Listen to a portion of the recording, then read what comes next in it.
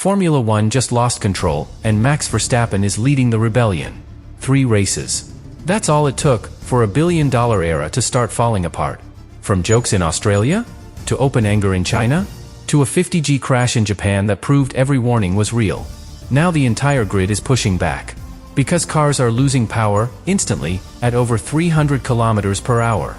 Speed differences hitting over 40 kilometers per hour on the same straight. Overtakes that drivers say feel more like a video game than real racing. This isn't just controversy.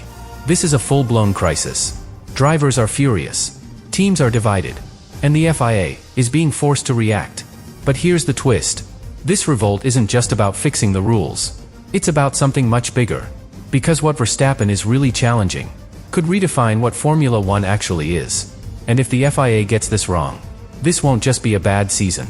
It could become one of the biggest mistakes in the history of the sport. Stay with me. At the beginning, nobody called this a revolt. They called it adaptation. A new era always feels different. New cars, new systems, new limits. Drivers expect that. They prepare for it. They adjust. But this time, something felt off immediately. Not slower. Not harder. Unnatural. From the very first laps in Australia, drivers noticed it. The car didn't behave consistently. Power wasn't predictable. One moment, everything felt normal. The next, it didn't. And that's where the first doubts appeared.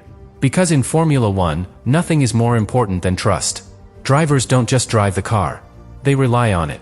Every corner, every straight, every decision depends on knowing exactly what the car will do. But with these new rules, that certainty started to disappear. And Max Verstappen noticed it first. Not as a complaint. As a pattern. He saw overtakes that didn't make sense. Cars flying past, then suddenly slowing down. Moments where speed wasn't earned. It was generated. And that's when he said it. It feels like a video game. At first, people laughed. But inside the paddock, that comparison hit hard. Because it wasn't just a joke. It was accurate. And within hours, other drivers started to see it too. Charles Leclerc described sudden bursts of power. Like a boost. Something you don't control, you just use. Lando Norris went even further. He admitted something most drivers would never say publicly. That winning didn't feel right.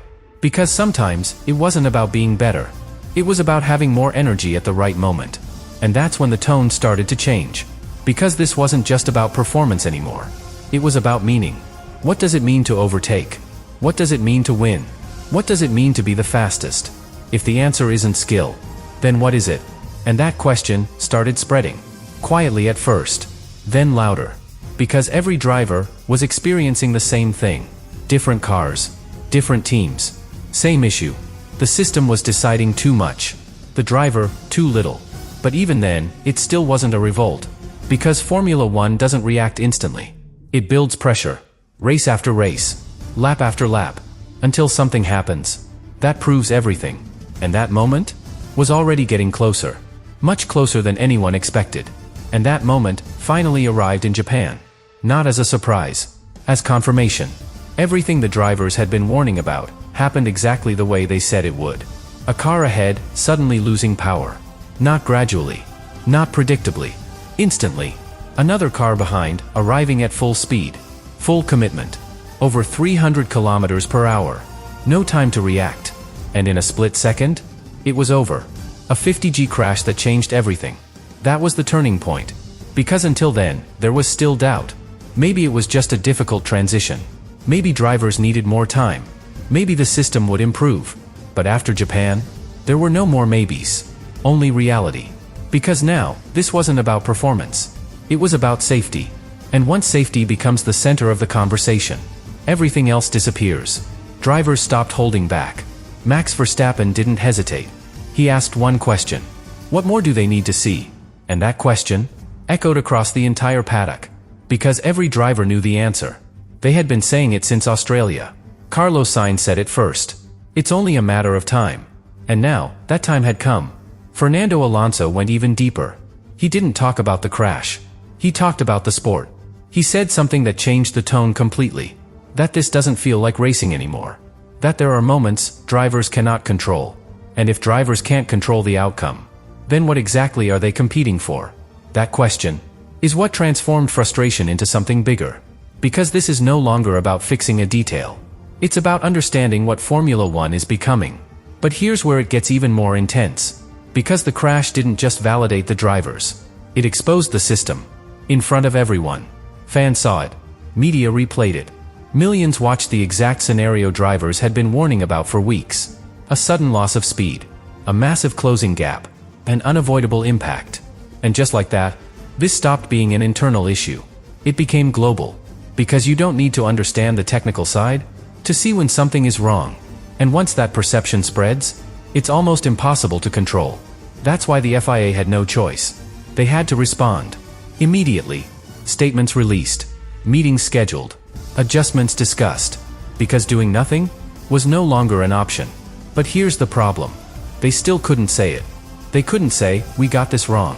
So instead, they chose different words. Review. Evaluation. Adjustments. But behind those words, there was one clear reality. Something is broken. And it needs to change. Because if it doesn't, the next moment, like Japan, might not end the same way. And that's the risk nobody is willing to take.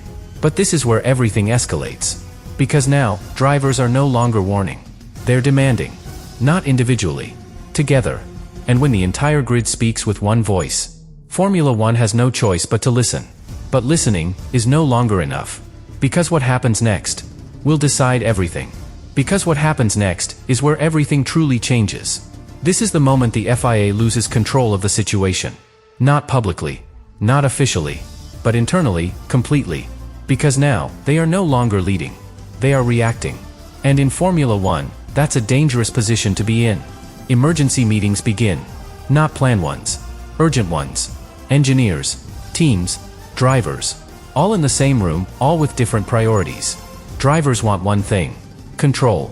Consistency. Safety. They want to trust the car again. They want to push, without second-guessing what happens next. But teams don't all agree. Because some of them are winning. They figured out the system. Optimized it. Built their performance around it. And for them, this isn't a problem. It's an advantage. So when the FIA talks about changes, they don't see solutions. They see risk. Because every adjustment reduces what they've already gained. And that creates conflict. Immediate conflict. Inside every discussion. Because now, this isn't just about fixing the sport. It's about deciding who loses. And in Formula One, no one accepts that quietly. But here's where the pressure becomes impossible to ignore. Because while teams argue, drivers are united. Completely. One voice. One message. This cannot continue. And that unity changes everything. Because drivers rarely agree on anything. Different teams. Different interests. Different goals. But now, they're aligned. And when that happens, the weight of their position becomes undeniable. Because they are the ones inside the car. They are the ones taking the risk. And they're all saying the same thing. This system is not working. Not just competitively. Fundamentally. And that's what forces the FIA into action. Real action. Not statements. Not promises. Changes. Concrete ones. Discussions about reducing electric power. Limiting the extremes of energy deployment. Increasing recharge rates. Even introducing warning systems to signal when a car is about to lose power. Just think about that. Formula One needing warnings on straights at over 300 kilometers per hour. That alone tells you how far this situation has gone. Because this sport was never built on warnings. It was built on instinct. But here's the deeper problem. None of these changes fix the root cause. They manage it. They reduce the symptoms. But the system itself remains the same. And drivers know that. That's why this revolt doesn't slow down. Because they're not just asking for adjustments. They're questioning the foundation. And once that happens, there's no easy way back. Because now, the FIA is facing something much bigger than a technical issue. A credibility test. If they change too little, they lose the drivers. If they change too much, they disrupt the competition. If they hesitate, they lose trust. And trust is everything in Formula One. Because once that's gone, the entire structure starts to shake. Fans begin to question. Sponsors begin to doubt. Manufacturers begin to reconsider. And suddenly, this isn't just about racing. It's about the future of the sport. That's why everything now points to one moment. Miami. Not just another race. A verdict. Because when those cars go back on track, there is nowhere left to hide. No explanations. No excuses. Only reality. Do the changes work? Do the cars behave differently? Do the drivers push again? Or does it still feel like something is broken? Because within a few laps, everyone will know. And if the answer is no, if the same problems appear again, then this revolt doesn't stop. It explodes. Bigger, louder, impossible to control. Until the FIA is forced into something they've been trying to avoid from the very beginning. Admitting that this isn't just a difficult start. It's a mistake. A major one. And once that happens, Formula One doesn't just change. It resets. Completely. And if it reaches that point, this stops being a crisis. It becomes a turning point in the history of Formula One. Because what the FIA is facing right now is not just pressure. It's exposure. Everything that was designed behind closed doors is now being tested in the most brutal way possible. On track. At full speed. With no room to hide. And what that test is revealing is something much deeper than a technical flaw. It's a conflict between what Formula One is becoming and what it has always been. Because these rules were never just about racing. They were about the future. Electric power. Efficiency. Manufacturers. A new identity for the sport. And on paper, it made sense. It looked like evolution. But in reality, it created something else. A layer between the driver and the car. A system that decides. A system that intervenes. A system that changes performance in ways drivers cannot fully control. And that's the line that has now been crossed. Because Formula One has always been about removing limits, not adding invisible ones. About pushing beyond control, not managing restrictions. And that's why this moment feels so critical. Because drivers are not just reacting to a bad system. They're rejecting what it represents. A version of Formula One where instinct matters less. Where control is shared. Where the outcome is influenced by something outside the driver's hands. And that's something they won't accept. Not now. Not ever. But here's the reality the FIA cannot ignore anymore. They can adjust numbers. They can reduce power. They can smooth out the extremes. But they cannot easily restore what's already been lost. Because what's missing is not a parameter. It's a feeling. The connection. The certainty. The trust. And once that disappears, you don't just fix it with updates. You have to rebuild it. And rebuilding takes time. Time the FIA doesn't have. Because the season is already moving. The pressure is already here. The spotlight already on them. And every race without a real solution pushes this closer to something irreversible. But here's where everything becomes clear. Because at some point, a decision has to be made. Not about adjustments. About direction. Do they continue down this path? And try to refine the system over time? Or do they step back and admit that something fundamental needs to change? That's the real choice. And it's bigger than any regulation. Because it defines the identity of the sport. For years. Maybe decades. And that's why this moment matters so much. Because whatever happens next will not just shape this season. It will define how this era is remembered. As the moment Formula One evolved? Or the moment it lost something it couldn't get back? And that answer is about to be written. Not in meetings. Not in statements. On track. At full speed. With every driver pushing, trying to feel something very simple again. Control. Because if they find it, this becomes a comeback. A correction. A turning point that saved the sport. But if they don't, if that feeling is still missing, then this revolt won't be remembered as an overreaction. It will be remembered as the moment the drivers tried to stop Formula One from becoming something it was never meant to be.